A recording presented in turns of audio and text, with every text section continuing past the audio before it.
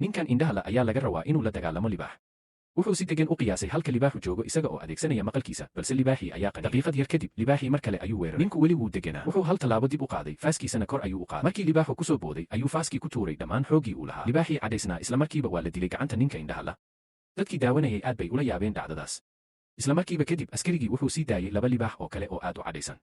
dadkii daawanayay si waali ah ayay u qayliyeen, balse si lama filaan ah askarigii wuxuu mindi kaga dhuftay ninka dhabarka. urta dhiigga ayaa libaaxyadii ku dhalisay inay si xawli ah ugu soo yaacaan ninka. ninku mar kale wuxuu ku qiyaasay halka ay libaaxyadu joogaan.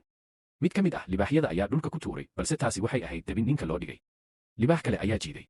ninku wuxuu ku sigtay inuu noqdo cunno libaaxeed. isla daqiiqadaas adeegihii ninka ayaa qayliyey, waxaad heli kartaa hub ka fogaanaya in ka badan 5 tallaabo. intuu tirinayay, ninku wuxuu bilaabay inuu dhulka ka raadiyo hubkiisa. ilaa ilbiriqsigii ugu dambeeyey, ninku uu helay hubkii. wuxuu mindidii ku muday jirka libaaxa, kadibna wuxuu uga dhigtay gacan uu ku qabsado kuna fuulo. libaaxii wuxuu la qayliyey xanuun. hal dharbaaxo ayuu ku soo afjaray dagaalkii. intaas kadib, ninka indhaha la wuxuu boqorka ku casuumay dagaal hal ah, one vs one.